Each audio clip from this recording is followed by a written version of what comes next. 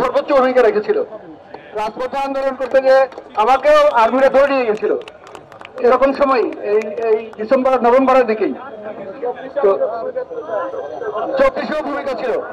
অতএব আন্দোলন ছাড়া ফল হয় না, এর সাথে আমরা একমত। ডাক্তার রাস্তায় যেমন আন্দোলন করতে হচ্ছে, একই সময় ডাক্তাররা রাজপথে আন্দোলন করছে, চিকিৎসাও দিয়েছে।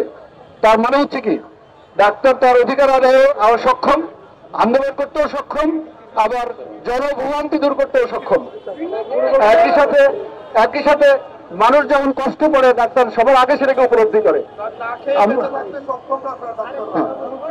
এটা ঠিকই বলেছ।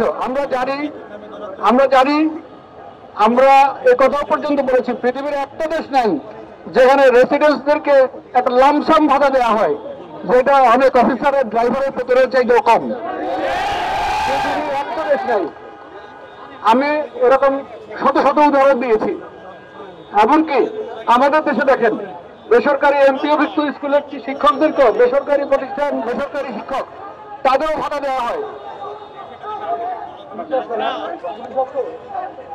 আমরা আপনাদেরকে বলছি, আপনাদের পক্ষে আমি এই বিশ্ববিদ্যালয়ের ভাইস চ্যান্সেলর হিসেবে আপনাদের পক্ষে কথা বলার জন্য আমি এখনই আবার যাব মন্ত্রণালয়ে।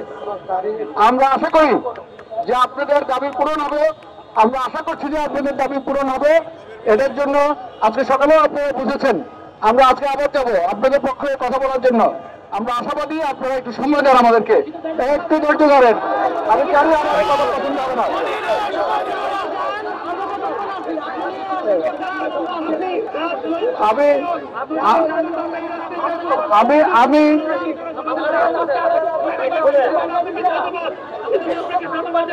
আমি আপনাদের পক্ষে আবার যাবো, আপনারা গিয়েছেন, আমরাও যাবো, আমরাও যে কথা বলবো।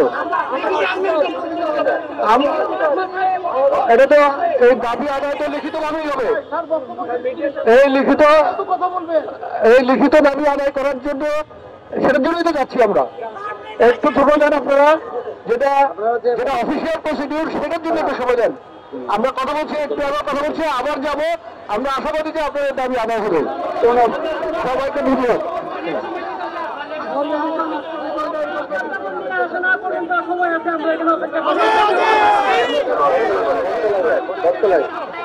আমি চিকিৎসকদেরকে আপনাদের আন্দোলন কন্টিনিউ চলবে যতক্ষণ পর্যন্ত আপনাদের